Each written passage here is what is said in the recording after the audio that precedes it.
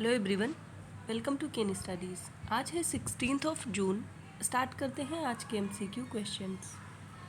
आज का first question है, recently which of the following countries introduced the draft to establish a memorial wall in the UN headquarter to honour fallen peacekeepers. आपसे पूछा जा रहा है, हाल ही में निम्नलिखित में से किस देश ने हताहत हुए शांति सैनिकों को सम्मानित करने के लिए संयुक्त राष्ट्र मुख्यालय में एक स्मारक दीवार स्थापित करने का मसौदा पेश किया है।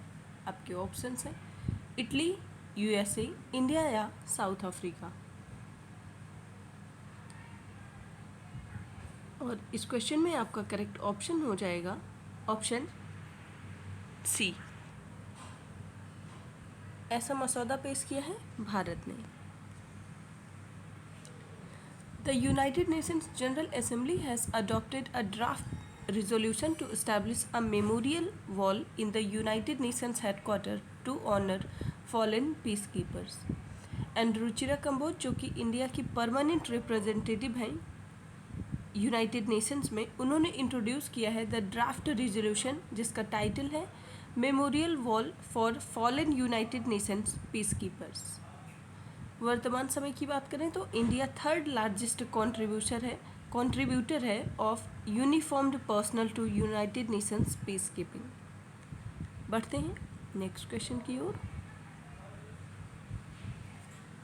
Which of the following Indian cities will host the International Institute of Administrative Sciences Annual Conference in February 2025?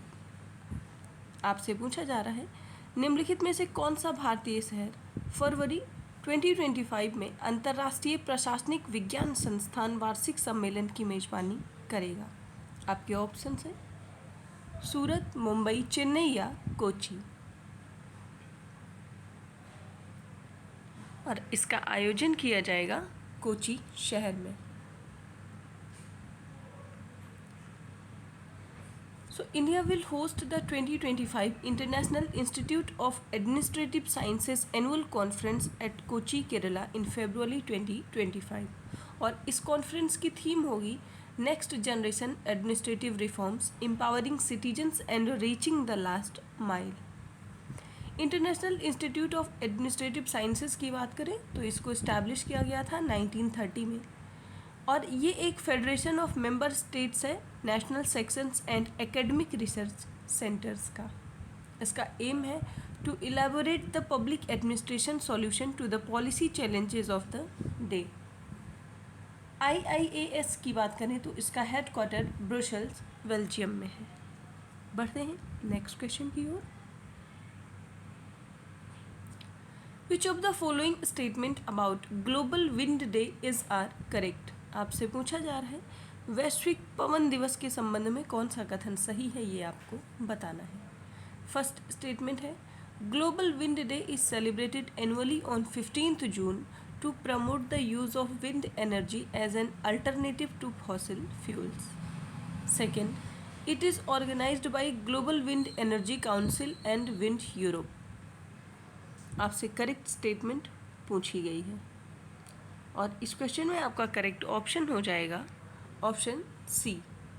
यहाँ आपके दोनों ही स्टेटमेंट्स सही हैं। ग्लोबल विंड डे, या जिसे नेशनल विंड डे भी कहते हैं, ये एक एनुअल वर्ल्ड वाइड इवेंट होता है which falls on June 15, and it is a day for discovering wind, its power and the possibilities it holds to reshape our energy system, decarbonize our economies and boost jobs and growth। 2023 की बात करें तो ये mark करता है 16th celebration of the global Wind day. First time इसको शुरू किया गया था 2007 में। बढ़ते हैं नेक्स्ट क्वेश्चन की ओर।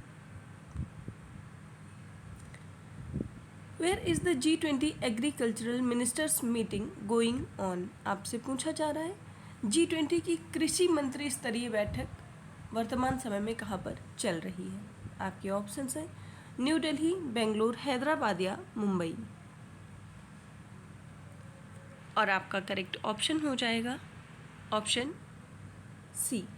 हैदराबाद में G20 की एग्रीकल्चर मिनिस्टर्स मीटिंग अभी चल रही है। एग्रीकल्चर वर्किंग ग्रुप को AWG भी कहा जाता है and agriculture working group is in Hyderabad for its ministerial meeting. The 3-day event starting from 15 to 17 June 2023 is attended by more than 200 delegates from G20 member countries, invited countries and international organizations. तो agriculture working group की जो meeting है वो अभी हाल ही में हैदराबाद में आयोजित की जा रही है. बढ़ते हैं नेक्स्ट क्वेश्चन की ओर. Which country was the largest importer of Indian seafood in financial year 2022 and 23?